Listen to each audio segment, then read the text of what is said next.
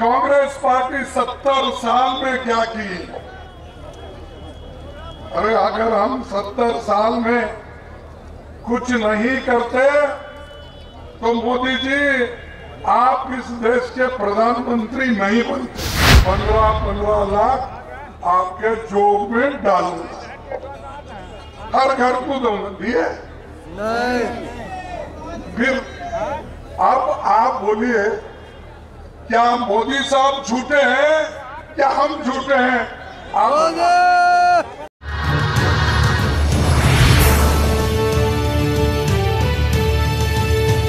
मैं कर्नाटक से आता हूं, जहां पर हमारी भाषा कन्नड़ होती है,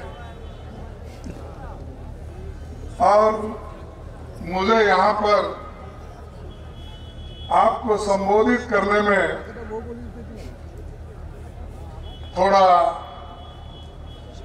अपने शब्दों में थोड़ा सा व्यत्यास भी हो सकता है, लेकिन उतना तो गड़बड़ी मैं नहीं करूंगा जितना हमारे नेता लोग दूसरे करते हैं। मैं पूरी कोशिश करूंगा कि अपनी बात को बताने का, और भारत जोड़ो यात्रा जो राहुल गांधी जी ने इस देश में शुरू किया, कन्याकुमारी से लेकर कश्मीर तक उनका जाने का जो इरादा तय करके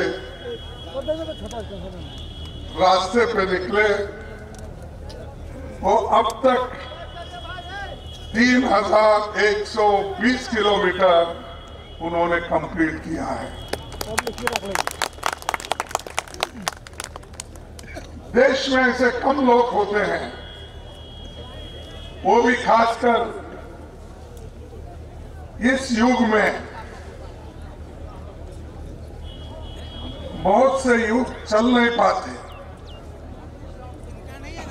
और उसूलों के लिए लड़ने वालों की संख्या भी बहुत कम हो गई। जैसा कि बिहार एक जमाने में माना जाता था कि यहां पर कांग्रेस पार्टी के बड़े बड़े नेता अपने उसूलों पर चलकर इस बिहार की तरक्की की थी। खासकर श्री बाबू जो सबसे ज्यादा दिन साल उन्होंने मुख्यमंत्री पद पे रहा और बहुत से नए नए चीजों को, तरक्की के चीजों को इस बिहार में लाया। और उनके साथ और भी कांग्रेस के 3-4 बड़े चीफ मिनिस्टर यहां हो गए, और उसी के साथ नेहरू जी के जमाने में, इंदिरा जी के जमाने में भी जो केंद्र में 32 साल तक जगजीवन राम जी अपना एडमिनिस्ट्रेशन में कामयाबी के साथ हाथ बटाए। तो ऐसी धरती है, एक तरफ पॉलिटिकल लीडर्स, एक तरफ भगवानों की धरती। अब ये तो स्थान बहुत मशहूर है, और इस स्थान के वजह से यहाँ लाखों लोग आते हैं, यहाँ के भगवान के दर्शन लेते हैं, और इससे आगे बढ़ के भी महात्मा गांधी जी का एक मोहनदास करमचंद गांधी जी से जो महात्मा बने वो भी बिहारी है। चंपारण का सत्याग्रह और यहां पर से जो कांग्रेस पार्टी का एक एजिटेशन शुरू हुआ, जैसा कि आज भारत जोड़ो यात्रा राहुल गांधी जी कर रहे हैं, वैसा चंपारण सत्याग्रह ये महात्मा गांधी जी की वजह से चला। और यही धरती है जहां पर महावीर पैदा हुए, यही धरती है जहां पर गौतम सिद्धार्थ को बुद्ध बनाया, ये भी बिहार का ही।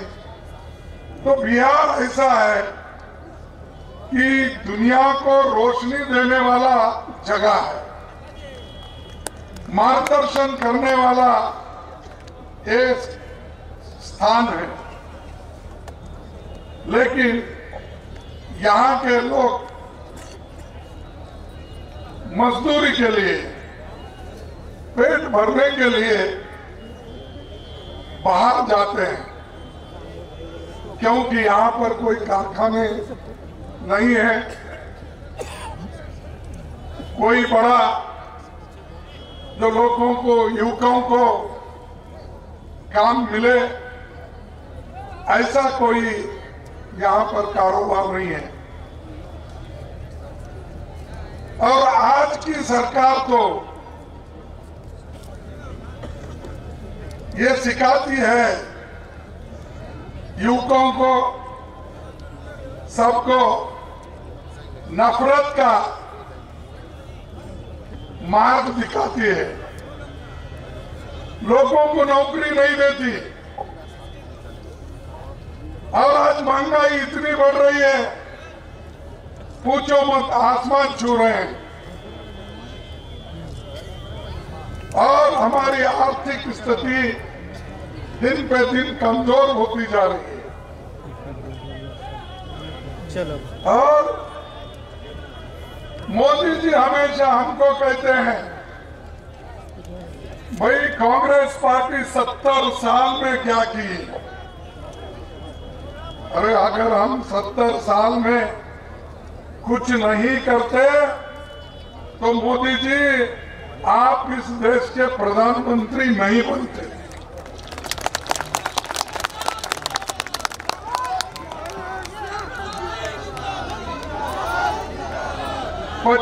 पचास 60 गाड़ियां लेके जो आज घूम रहे हो, ये कांग्रेस की देन है, क्योंकि कांग्रेस ने जमहूरियत को बचाया, कांग्रेस ने संविधान को बचाया। इसीलिए आज आप जैसे आदमी प्रधानमंत्री इस देश के बने, और मेरा जैसा एक गरीब का बेटा भी अपोजिशन लीडर और AICC प्रेसिडेंट होकर आपके सामने है। ये हमारी देन है। आप कुछ नहीं किए, आप ना आज देश को आजादी दिलाए, आप देश के लिए लड़े नहीं, आपके कोई आदमी जेल नहीं गया, आपका आदमी कहीं ब्रिटिश के खिलाफ हाथ नहीं उठाया। सब कुछ कांग्रेस ने किया, देश को आजादी दिलाई। देश की तरक्की के लिए पंडित जवाहरलाल नेहरू जी ने 5 ईयर प्लानिंग के साथ देश को आगे बढ़ाया। एम्स किसका है? IIT किसके हैं? मेडिकल कॉलेज किसके हैं? इंजीनियरिंग कॉलेज किसने बनाया? आज जो बहुत से टेक्नोक्रेट हमको दिखते हैं देश के अंदर और देश के बाहर, और जब वे मोदी जी जाते हैं वहां बहुत से डॉक्टर इंजीनियर्स वो तालियां बजाते हैं। वो कौन है? अरे जिनको हमने विद्या दी, जिनको हमने ग्रेजुएट बनाया, जिनको हमने इंजीनियर बनाया, वही लोग आपका स्वागत वहां करते हैं। वो तो आपके जमाने में तो नहीं बने आप, लेकिन उसको आप गुमराह कर रहे हैं। उनको कुछ गलत सलत बोलकर हेट की पॉलिसी, एक दूसरे के खिलाफ समाज को तोड़ना, धर्म के नाम से अलग करना, गरीबों को कुचलना, ये काम बीजेपी का है। हमारा काम सबको जोड़ना है। भारत जोड़ो, इसीलिए ये यात्रा यहां से प्रारंभ हम किए हैं और ये कम से कम 1200 किलोमीटर ये चलने वाला है और बोधगया में इसकी आखिरी समापन होगा। तो ये काम हम करते हैं, शांति से लड़ते हैं।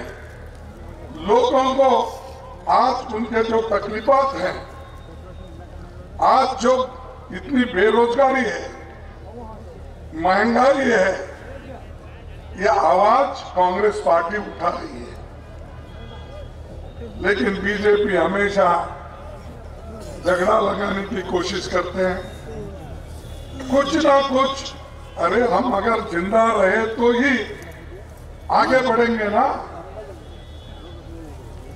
पेट भर गया तो ही भगवान की भी पूजा याद आती है, पेट खाली तो भगवान भी याद नहीं आता।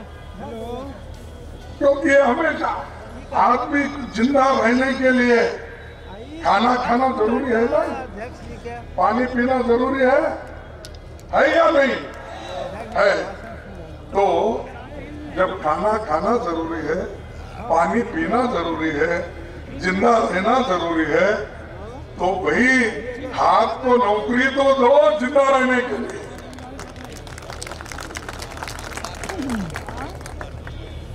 नए नए स्कीम लाए। यहाँ के नौजवान में देखा, एक साल पहले बहुत बड़ा वो आंदोलन हुआ अग्निवीर का। देखो साहब, मैं आपसे कह रहा हूं, इस देश में 30 लाख सरकारी नौकरी खाली है। कितने? 30 लाख।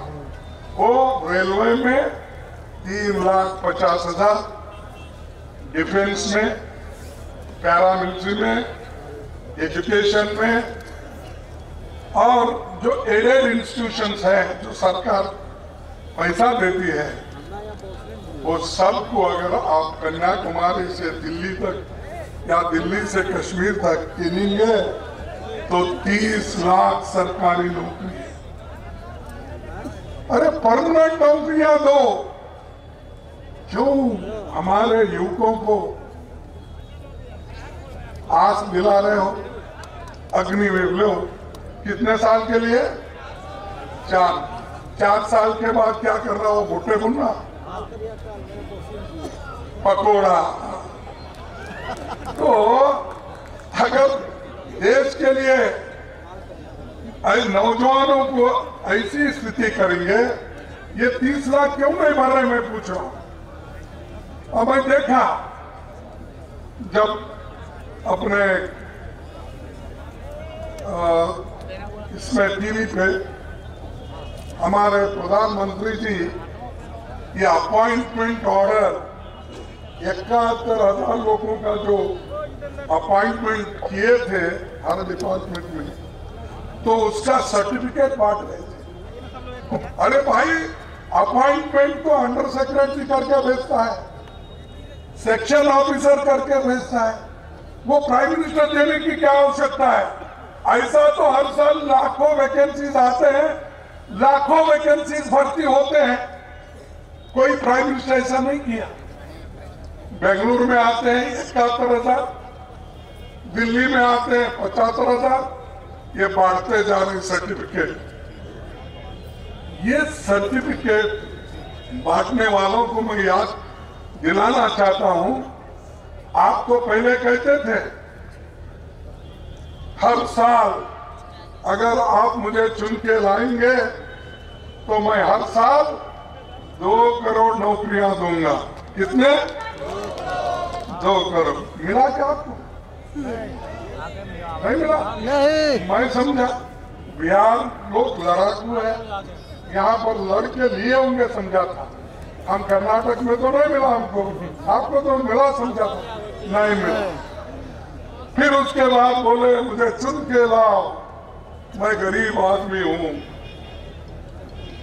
और मुझे चुन के अगर लाएंगे तो विदेश में जो काला धन है वो लाकर 15-15 लाख आपके जोब में डालूंगा, हर घर को दूंगा। दिए नहीं।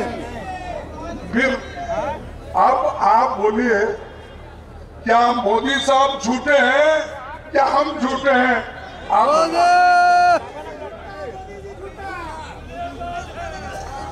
लेकिन फिर भी मोदी को क्यों नौजवान लोग वोट डाल रहे समझ में नहीं।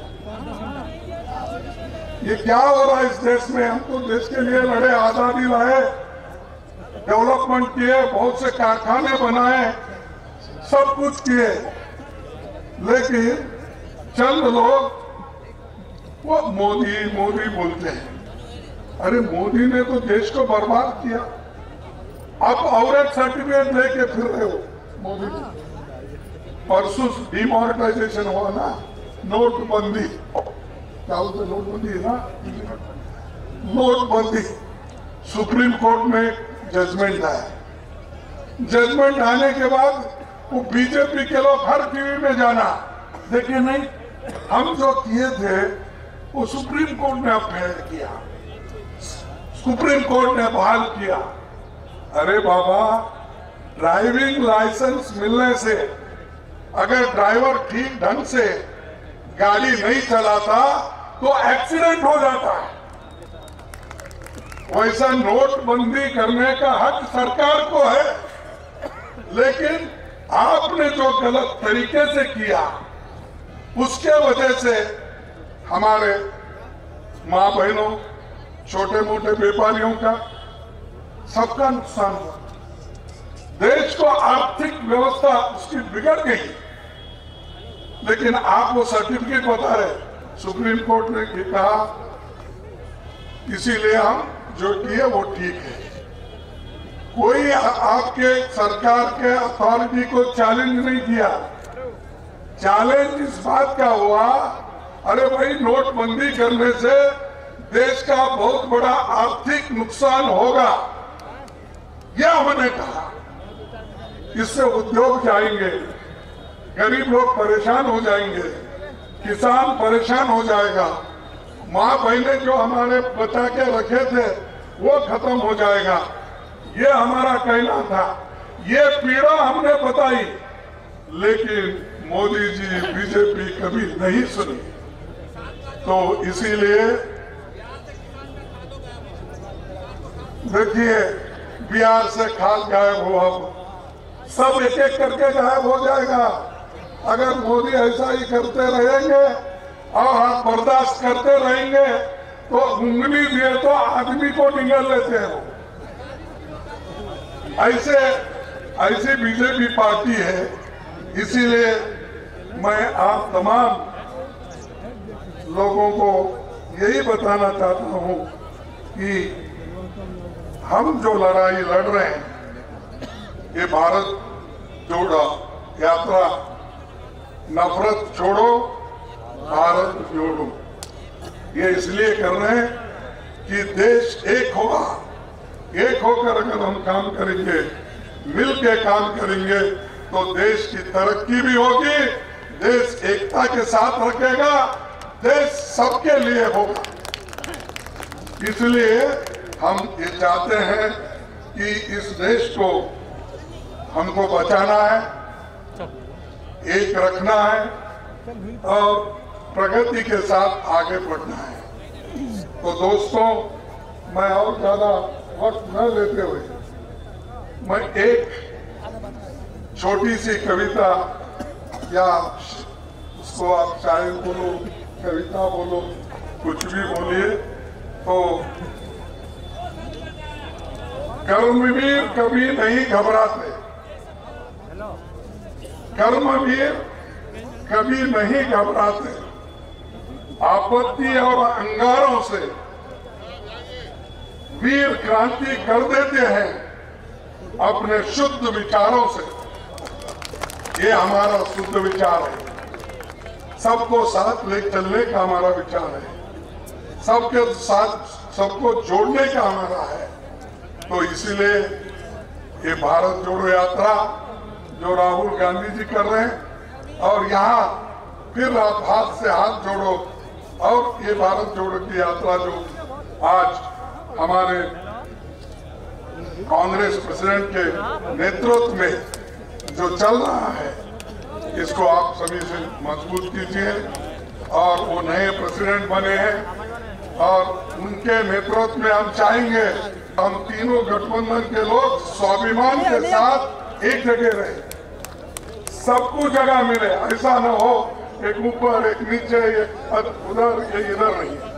जैसा एक आदमी स्वस्थ बनना है, अगर आपको स्वस्थ दिखना है तो उसके आंखें भी ठीक रहना, उसके हाथ भी ठीक रहना, उसका सर भी ठीक रहना, उसके पैर भी ठीक रहना, पेट भी ठीक रहना, तभी तो वो एक परफेक्ट आदमी बनता है। वो परफेक्ट रहेगा और देश के लोगों को, बिहार के लोगों को सुख और समृद्धि से आगे बढ़ाए। तो इसमें